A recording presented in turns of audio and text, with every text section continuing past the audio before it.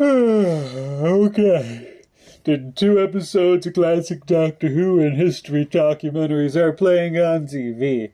It is time to drift off to sleep. First step to falling asleep, think of a 5-letter word. Claws. Claws, that'll do it. Now think of an animal for each letter of the word and imagine it in vivid detail. Okay. Cat.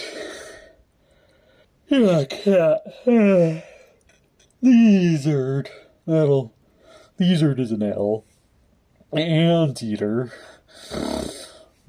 Wild boar. Snake. Okay, wait, is my dream fucking talking about more movies? I mean, that tracks, but what are we even talking about in a dream in the middle of October? Oh, yeah, okay. So we're talking about Nightmare on Elm Street. I would love for it to not just be me talking into the ether. We want to know what the 80s slasher franchise equally means to you, so everything we're talking about is also laid out in the video description. Absolutely welcoming replies in the comments or video responses or, however you can think, even if it's from the privacy of your home with friends or family or in a personal journal. Again, this is about figuring out what A Nightmare on Elm Street means to, all the dreamers out there. You are all my children now. How would you describe A Nightmare on Elm Street to someone who has never heard of the concept? A Nightmare on Elm Street, much like the Friday the 13th franchise, is a movie franchise. And again, if you don't know what movies are somehow, we did a video in this format on just that concept. In contrast to horror movies that were made as a cash grab or in direct response to a successful trend like Friday the 13th was to Halloween, A Nightmare on Elm Street was built from the ground up by writer and director of the first 1984 movie, Cleveland-born Wes Craven. From what I understand, Craven came up with the idea after reading about a news story in the LA Times that regarded refugees who couldn't get the horrible images that they had witnessed out of their dreams, and they were just refused to sleep. The victims kept taking caffeine pills and chugging coffee until their bodies just couldn't take it anymore and they stopped working. Craven took this story, then made an antagonist out of his childhood trauma, pulling the name Freddy from a bully and his appearance from some stalky voyeur that stood out his childhood window while he slept. Oh my god. Combining the two elements with a few other influences to write A Nightmare on Elm Street. Wes took his script to first-time producers at New Line Cinemas who bet everything they had on A Nightmare on Elm Street succeeding, adding a few nightmare elements and ultimately delivering what I would call one of the most effective traditional slashers, both of its time and today. I rewatched the entire franchise in preparation for this video, and that first movie continues to stand out as both well-made in general and as being pretty fucking creepy. Well, it turns out a well-crafted and scary movie about a guy who kills you in your dreams resonated with audiences because people turned out. Even if Wes wasn't interested in a sequel after butting heads with producers, the studio was all aboard the Freddy train and happy to give the world more Freddy Krueger. I mean, kind of. New Line immediately had a sequel put into production but refused to hire the actor that brought so much personality to the lead slasher. After a few days of filming Nightmare 2, though, they realized their mistake and rehired Robert Englund, but audiences would still clearly recognize the original creator had stepped away, though, because Nightmare 2's tone ended up being wildly different, in part because of a dump truck's worth of queer subtext that really works for me, and trying to make the character of Freddy Krueger a little more sinister instead of leaning into being more fun and cheeky. After A Nightmare on Elm Street 2, Freddy's Revenge wasn't quite as successful as the first, the studio brought back Wes Craven in a writing capacity for Nightmare 3. Again, lightening the tone a bit and playing way more with the dream world than Part 2. This worked in the franchise's favor box office-wise, so movies 4 and 5 try very hard to replicate Dream Warriors. These first 5 movies were released between 1984 and 1989 and helped make Freddy Krueger so popular that they were releasing children's toys of an R-rated, child-molesting coded killer. Like Friday the 13th, A Nightmare on Elm Street also had a short-lived series that I haven't seen much of in Freddy's Nightmares, Between the backlash from the toys and declining sales, the studio opted to kill the character in 1991's Freddy's Dead: The Final Nightmare, but when you announce to the world that you're killing off a popular character, that also brings a lot of money, and that money brings incentive to walk back that last decision. So we bring back Wes Craven again to write and direct a new rebooted take on the character that is a little meaner like in the second movie and doesn't undo everything that came before in a meta-narrative in the 7th Nightmare on Elm Street movie, New Nightmare. But because that underperformed at the box office due to the audiences not having much confidence in the franchise after Freddy's Dead, the character was put on the back burner until a sure thing could be worked out in a crossover with rival slasher Jason Voorhees. And even though that crossover was a huge hit, the studio couldn't really figure out what to do with the character until slasher remakes became popular, and the same company that had been so successful with the Texas Chainsaw Massacre and Friday the 13th remakes, Platinum Dunes, were given a Nightmare on Elm Street to play with the full support of both producers and franchise star Robert Englund. The actors are good. Jackie Earle Haley's good. Clancy Brown from Highlander. And Connie Britton, the mother, is good. So I can promise you the actors are good. I'm curious. I want to see it. Even though the remake was about as successful as Freddy vs. Jason, the movie was so universally reviled for being more or less a bare-bones and joyless scene-by-scene remake over something that reimagined the larger narrative like the Friday the 13th remake, essentially burying the franchise outside of a few cameos in video games and television shows. There have been some rumblings of some kind of project that would bring back Robert Englund after the franchise rights reverted back to the Craven estate in 2019, but nothing tangible has come out of that yet. Like a lot of older franchises, it has been up to fan films and horror hosts or commentators to keep the memory of Freddy Krueger alive. Here is hoping I am doing a bit of that in this video, as well as in the movie marathon talkathon video I have coming out next Friday. But stripping it down, though, in one line, A Nightmare on Elm Street is a horror slasher film franchise about a creepy dude who kills you in your dreams and loves to make jokes while doing it. Says bitch a lot. Freddy Krueger here, and you're watching the original Nightmare on Elm Street on Spike TV. Ooh, I like that name. Spike. What are your earliest memories of A Nightmare on Elm Street? Like most 80s franchises, by the time I was 9 or 10 and really grasping and retaining pop culture, the name Freddy Krueger had been thrown around in movies and on the news and on TV. The Nightmare on Elm Street movies got little TV spots and ads between sitcoms. Freddy Krueger's celebrity was fading out, but still an active thing when the internet rose to power, so why wouldn't his movies be talked about? I had even caught the scene of the babysitter getting got in a new Nightmare cut for TV at some point.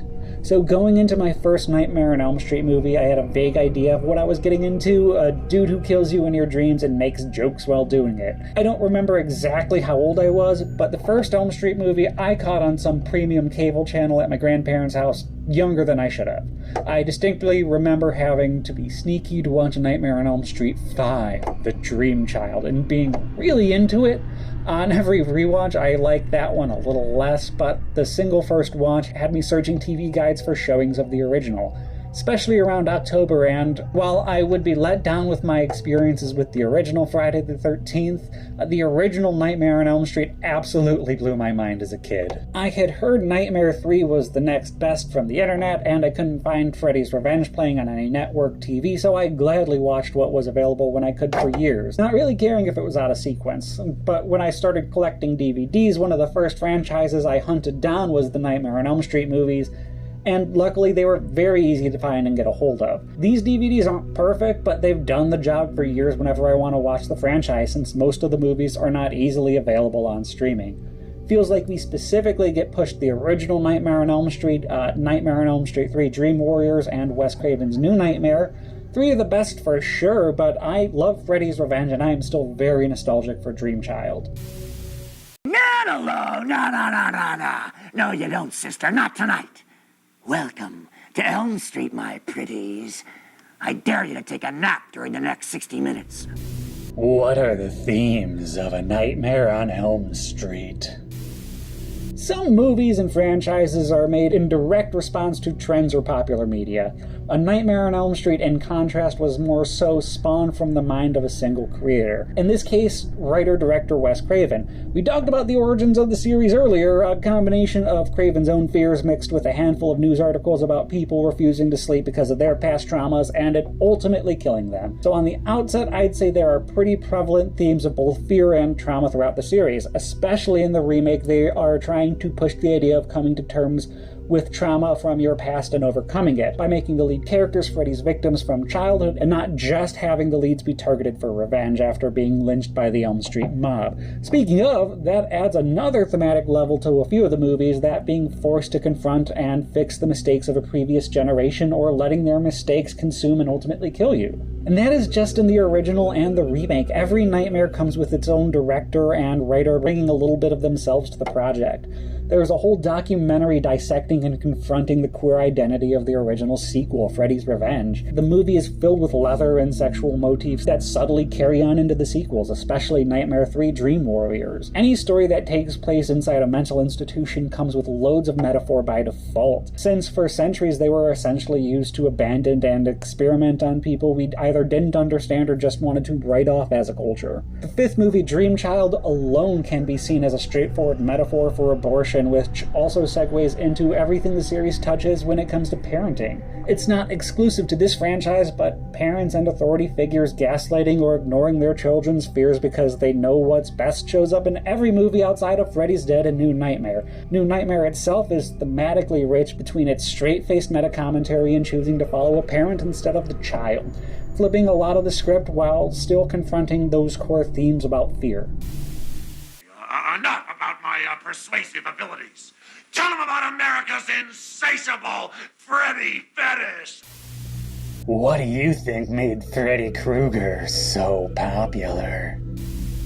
You might be like, why is this even a question? But I cannot express how much it blows my mind just how far Freddy Krueger's clawed glove reached commercially during the 80s and early 90s.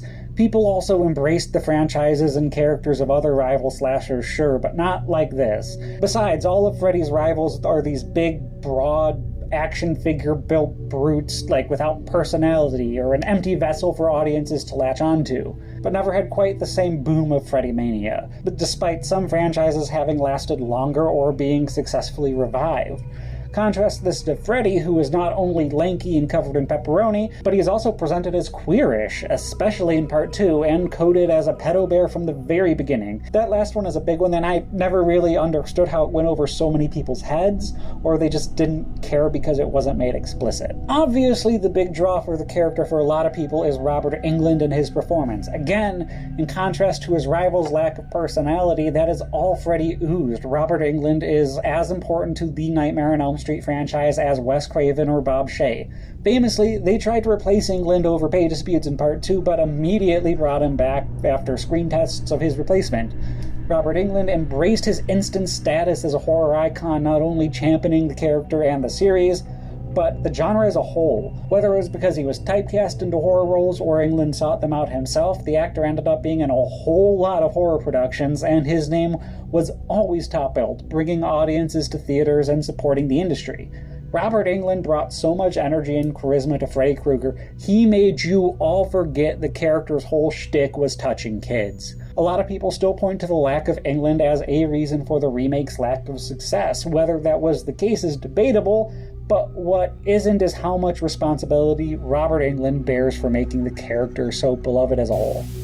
DX Fox 49 and Award Video give you the chance to bring Freddy home for the holidays. Can you explain the Nightmare on Elm Street continuity?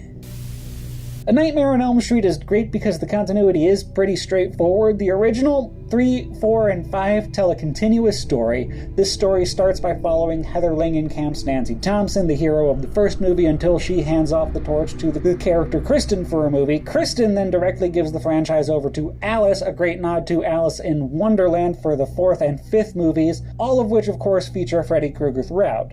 The 2nd and 6th movies don't really add much to that larger narrative that New Line stitched together as quickly as the pictures made money, but equally they don't necessarily take away from it either. either, depending on how much you care about the consistency of Freddy Krueger's powers, which honestly aren't really consistent through the mainline story anyway. New Nightmare is entirely removed from continuity, but still ties in heavily to the third movie technically, and the original movie especially, since the whole point of the movie is trying to transition the horrors of Freddy Krueger from a fictional reality to a more real fictional reality. Freddy vs. Jason is usually considered the 8th movie in the Nightmare franchise, and it always felt to me like it also occupied a similar space similar to the 2nd and 6th movies, where it almost definitely can be part of the main continuity and story, but isn't nearly as dependent on it. And the remake is a remake that does its own thing that I respect for its vision, but largely avoid, and it doesn't have anything to do with the rest of the continuity, so there's that.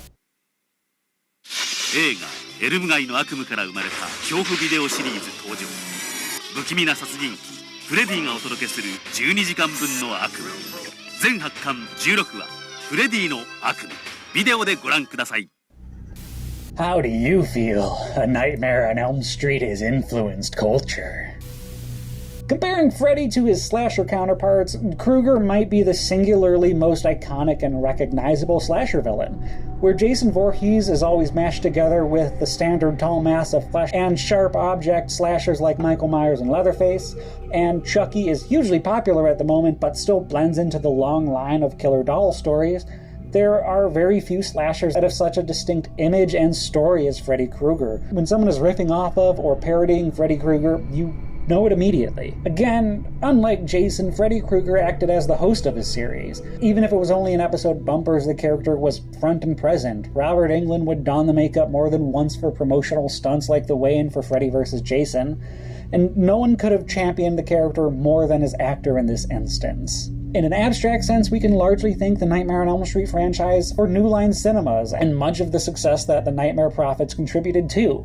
New Line would call itself the house that Freddy built. Movies like Peter Jackson's Lord of the Rings trilogy probably would not exist as we know them today if Wes Craven's Little Fever Dream wasn't as successful as it ultimately became. Do you know me? I travel all over the world, and the underworld too, constantly searching for new dreamscapes to invade.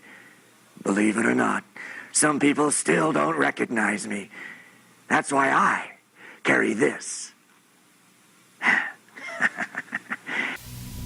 How would you kill Freddy? Traditionally, you kill Freddy by drawing him close while you are sleeping and dreaming, physically grabbing the guy with a knife glove and a penchant for stabbing, synchronizing this with someone or something, waking you up from your sleep.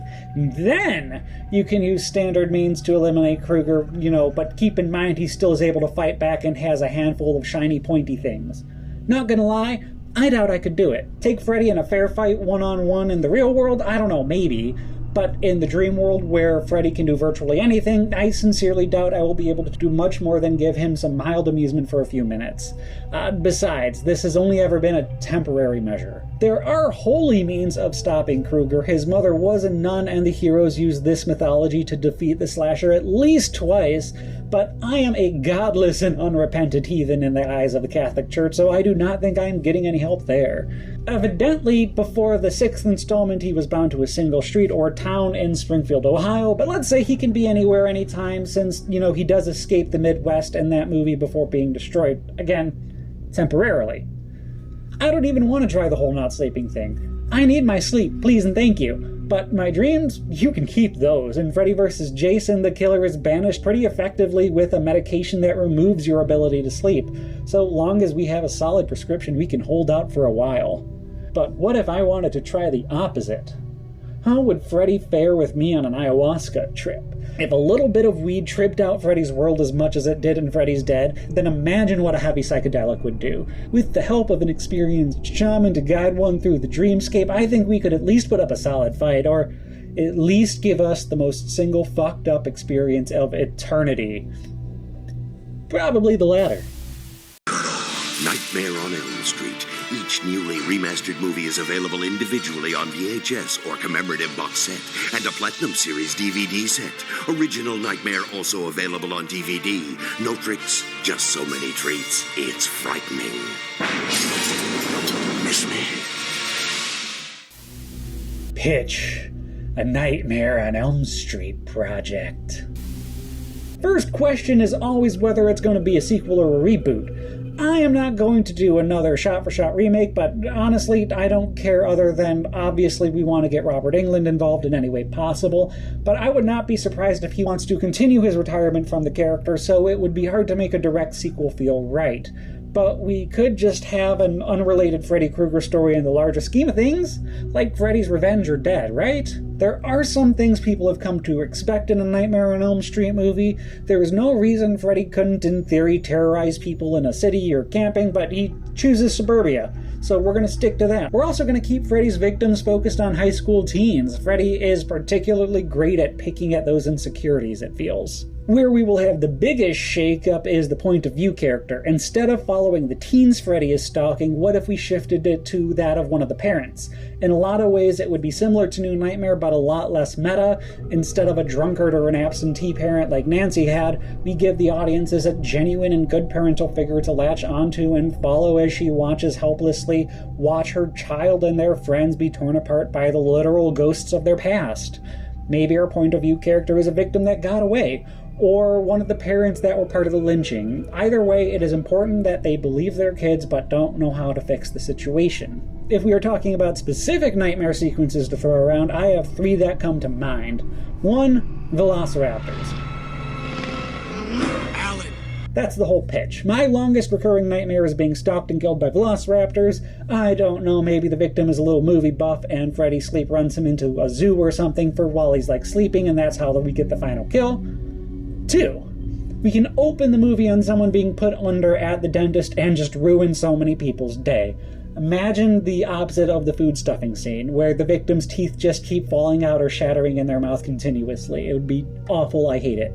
3, something video game related. I know we did it once in Freddy's Dead, but I'm not gonna lie, that has always been a more than disappointing sequence for me. It's still very relevant to now, and I think we can do better. Let's throw a kid in a modern warfare game and watch a child run around in a Hurt Locker movie.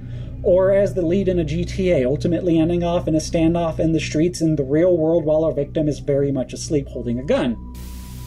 Yes, it's your favorite bad dream, once again slashing its way into the hearts of America with... Hold it right there, Squidlips. If you think I'm going to settle for just another sleazeball video promotion, you must be dreaming. Show some respect, buddy. This ain't your average drive-in movie schlock we got here. What does a Nightmare on Elm Street mean to you? A Nightmare on Elm Street is a fun case for me personally. I love the first 2 movies in the franchise unabashedly. They are both thematically rich, and I find them still to be effectively scary in a lot of ways. I earnestly believe the first remains one of the best examples of a classic 80s slasher, and 80s horror in general to this day. But I'm not as attached to the franchise as a whole, especially in comparison to other slashers like Friday the 13th or especially the Chucky franchise. Part of that is me not being especially enraptured by the personality that is Freddy Krueger as much as the rest of the world. I know it was originally subtext, but his desires and predilections for much younger victims has always been headcanon for me. It was never a question in my brain space whether Krueger was touching those kids or not, so everything about the worship of Freddy Krueger as a character was never for me. Wes Craven was one of the greatest horror minds of a generation, and I do not want my not loving the franchise as a whole to feel like it should detract from anyone who is more about the movies. Earnestly, the original and 2 are singularly some of my favorite horror movies across the board. I do not begrudge the franchise or think it should have stopped after I stopped loving the movies.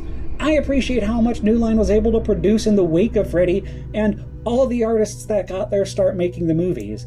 I want more Nightmare on Elm Street, damn it. We've actually been sworn to secrecy, by New Line Cinema here, but I'll say my one, this is my pat thing.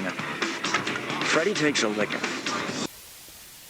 That's all we have in the way of questions to answer, so I hope this is finally reality and not some hellish dreamscape of my personal nightmares. Either way, thank you for sitting with me. I am more than confident that there are bigger fans of Freddy Krueger out there than me, and I would love to see and hear what the franchise means to you. Why does Freddy Krueger deserve a spot on your personal Mount Rushmore of horror icons? I'm going to step out while the list of stuff that we are covering next in a similar capacity scrolls. If there is anything on there you have questions and want to throw out, please do so. Your questions are as wanted and as welcome as you are, which is very much so. Upcoming episodes on the MCU, Phase 1, Doctor Who, The First Doctor, Godzilla, the Showa Era, The Venture Brothers, Disney's Golden Age. Okay, and one more time, we are releasing more individual breakdowns of the movies next week in my marathon video. It's either that or my melancholic drawls or your cup of tea. And if you are getting to bed, I really genuinely hope you have the sweetest dreams and wake up rested and ready to kick ass. You are great.